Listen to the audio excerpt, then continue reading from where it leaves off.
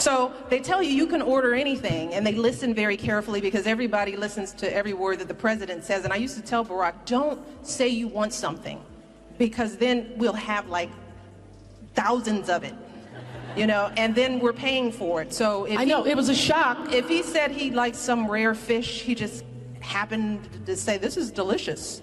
And then we get the bill at the end of the month, and it's like, you flew that fish in from China? That's like, that fish wasn't that good.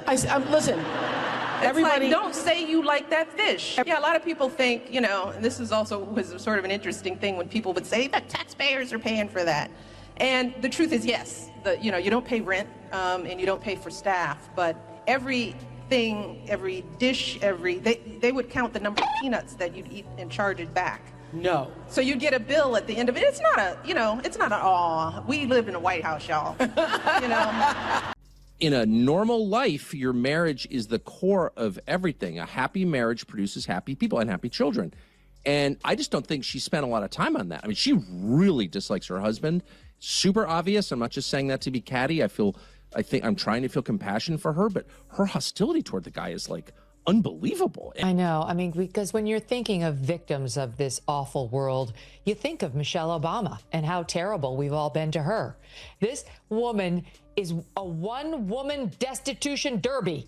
Every time we check in on her at her podcast, she is feeling sorry for herself. Hold on to your designer handbags, folks, because Michelle Obama, the queen of inspirational sound bites and perfectly polished public appearances, just got the political equivalent of that same handbag torn to shreds on live, or at least widely broadcast television.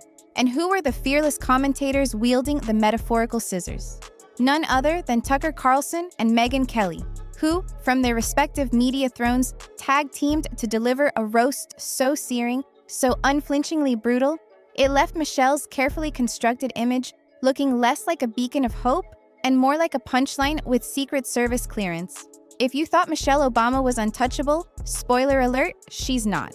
This wasn't a gentle critique. It was a full-blown takedown with extra flames, and we're here to dissect every gloriously messy detail. She says it's negative. About him, how for sure, long have we known each other? 2007.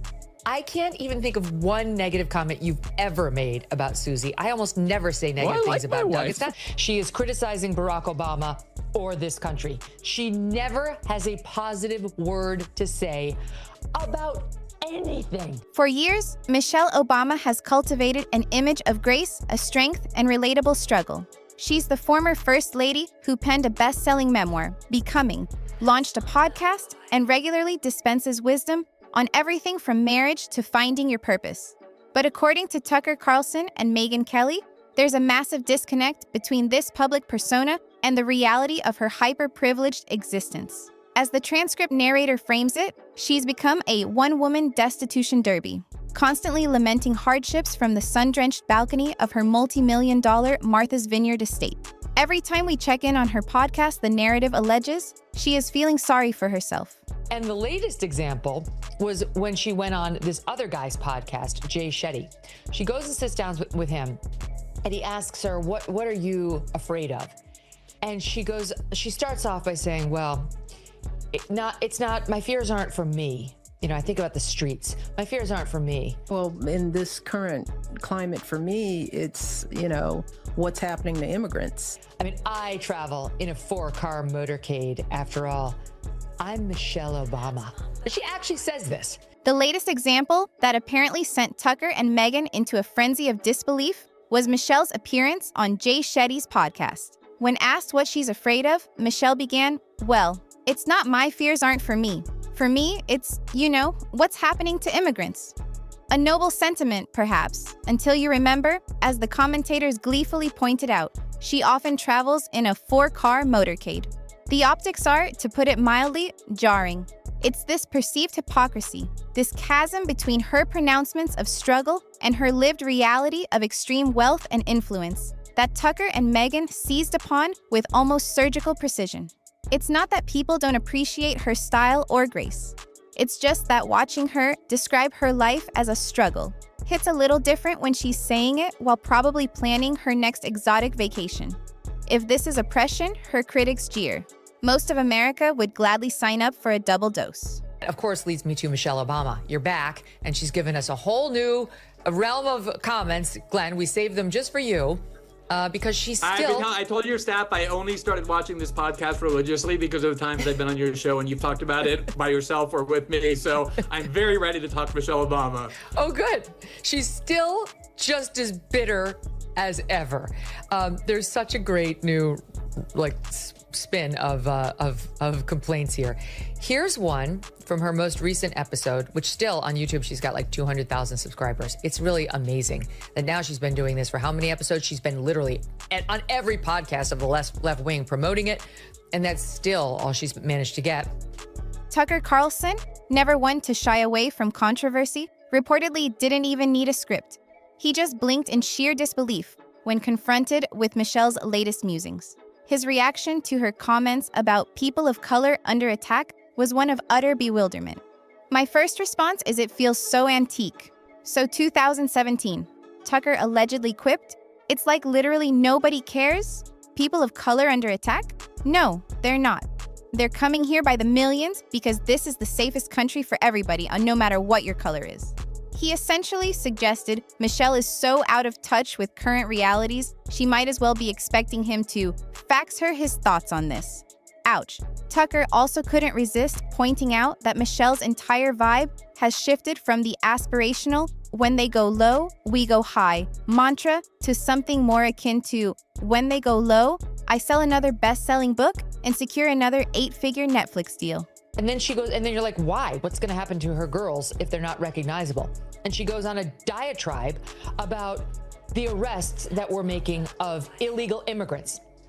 And that now we all have to live in fear, people of color, because it's a racist Republican Party that's running America now. That people of color, I guess, have to live in fear because we're all a bunch of racists who made her a billionaire and elected her husband president twice. But we're so racist, you see, we could just grab any random person of color in the street and send them off to El Salvador. Megyn Kelly, equally unimpressed, chimed in like the skeptical aunt at Thanksgiving dinner who just heard you complain about how hard college is while you're simultaneously planning a spring break trip to Cancun. She wondered aloud if this is what struggle looks like now. A lucrative Spotify contract, an Ivy League resume, and a designer jacket probably worth more than most people's annual rent. The carefully curated couple goals brand of Michelle and Barack Obama.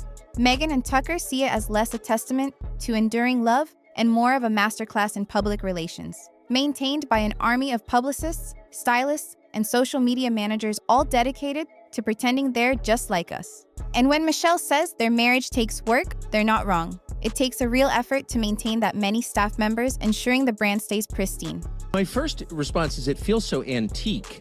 It feels so 2017. It's like literally nobody cares. Nobody cares at all. All of those talking points, people of color under attack. No, they're not. They're coming here by the millions because this is the safest country for everybody, no matter what your color is, or it was in any case. So like that's just so old-fashioned. I mean, it's really like you expect her to say, let me fax you my thoughts on this. Because it's just like she's... Let's talk about the memoir, Becoming. Because what would a modern political icon be without at least 300 pages of vaguely inspiring anecdotes, carefully selected humble brags, and moments of strategic vulnerability designed to make you feel like you know them? According to this takedown, Becoming wasn't just a book. It was a full-scale brand launch. By the time you were halfway through its pages, you'd likely been sold a podcast, a new lifestyle philosophy, a kale smoothie recipe, and possibly even a scented candle called Hope and Cardio. And remember the grand media rollout, the exclusive Oprah interviews, the stadium tours? Because nothing screams, I'm just like you, struggling to get by, quite like charging stadium-level ticket prices to explain to people how incredibly hard it is to have too many fabulous options in life. Michelle's struggle, it seems, is real, all right. Real expensive, real well-lit, and really, really good at marketing. The second thing is that like we always beat up on, you know, rich white ladies because they're the most disruptive force in America, but that's unfair. It's not about color. There's something about the people with the most in our country that's really poisonous. They're the unhappiest, they're the most restless, they're the most self-involved. They're the least generous. They're the most annoying. And it's not just a gender thing, it's men too. But there's something about America at this moment where the unhappiest people are also the most privileged. And I think it does tell you something deep about accumulating money or worshiping money. It like doesn't fill the empty space at all. It doesn't, Larry Fink is a miserable person in real life, despite having billions of dollars. And of course, personally, and I do too, a lot of deeply unhappy billionaires, way more unhappy than the guy fixing your air conditioning. Then there's the whole post-White House global domination tour. The podcasts, the streaming specials, the documentaries. If Michelle Obama had her own personal currency, it would probably be called Inspiration Coin. And we'd all be perpetually broke trying to keep up.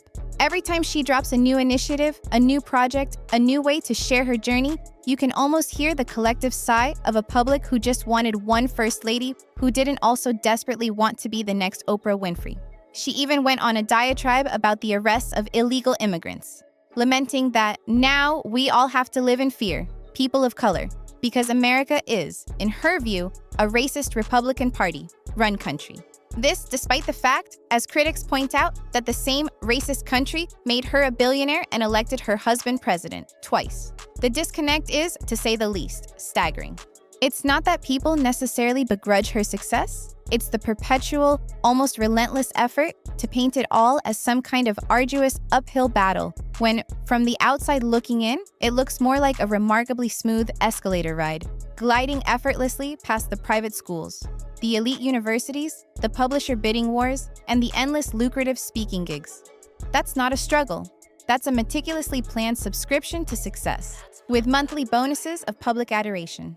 Of course, Michelle's defenders will argue that she's empowering women and using her formidable platform for good. And sure, she's consistently promoting education, health, and exercise, which is undoubtedly admirable. But when she stands on a stage and tells average Americans that marriage is hard, life is hard, being famous is incredibly hard, there's just a tiny Grand Canyon-sized disconnect. The average American's hardest decision on a Tuesday is probably whether to risk eating that questionable gas station sushi.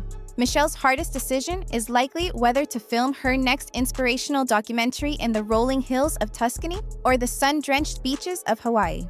It's a different kind of hard. So there is it's a theological principle that I think is worth saying out loud. Worshiping money, worshiping power, organizing your life so you get more of both does not give you peace or happiness. In fact, it seems to produce the opposite. People like Michelle Obama, who's drowning in Lake Me. I mean, Michelle Obama is literally going down for the third time into this pool of self-involvement, and you don't think she's going to come up again. Like, she's dying of affluence, privilege, and self-obsession, obviously. Everything she says is negative. Megyn Kelly reportedly nearly short-circuited with incredulity when Michelle gave a speech about the profound burden of never feeling good enough. Good enough for what, exactly? The Ivy League education? The White House? The Academy Awards? At some point, as Kelly might argue, self-doubt, when expressed from such a lofty perch, starts to sound less like relatable vulnerability and more like humble bragging wrapped in better lighting. And let's not conveniently forget her much-lauded war on junk food in schools. Michelle, the kale queen, the lunchroom legislator, the dreaded broccoli whisperer. While her intentions to improve childhood nutrition may have been noble, middle schoolers across the entire country were quietly, and not so quietly, plotting her downfall after being force-fed a daily diet of dry carrot sticks and turkey wraps that looked suspiciously like crime scene evidence. Somewhere, a traumatized cafeteria worker still wakes up in cold sweats, haunted by visions of quinoa recipes and overly zealous federal lunch mandates. Tucker Carlson joked that Michelle Obama single-handedly managed to ruin pizza for an entire generation of American kids. And Megyn Kelly, with her usual incisive wit, likely reminded viewers that telling millions of kids to eat healthy while your own personal chef prepares sustainably sourced sea bass with a lemon tarragon aioli isn't exactly the solidarity moment of the century. Forgive me, but you and I may be two of the only people with access to a camera or a microphone who are not exactly bedazzled by Michelle Obama. I don't care that she's not going to the inauguration.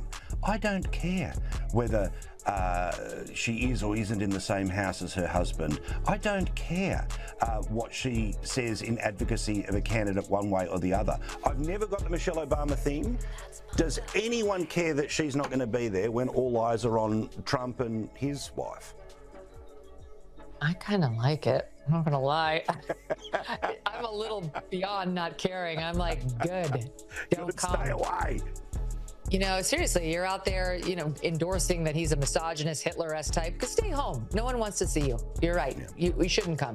I'm glad you skipped the Carter funeral so you wouldn't have to sit next to him. Maybe. We don't know why. I don't mind not seeing you. The truth, according to these critiques, is that Michelle Obama isn't a villain. She's a product. A highly polished, incredibly high-functioning, mass-produced symbol of aspirational empowerment that has been carefully engineered to look both relatable and aspirational. And it works because America loves a good story, especially when that story comes with fabulous wardrobe changes, impeccable stadium lighting, and just the right amount of strategically deployed humble brag. But at some point, even the best, most carefully constructed brand gets overexposed.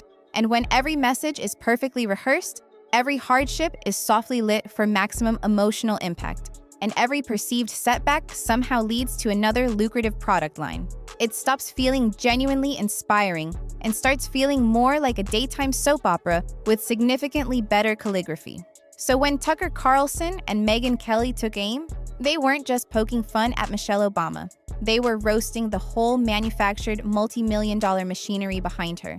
The curated vulnerability, the weaponized empathy, the undeniable fact that someone with every platform, every advantage, and every conceivable opportunity still somehow gets to be framed as the perpetual underdog. It's a narrative that, for many, has simply run its course.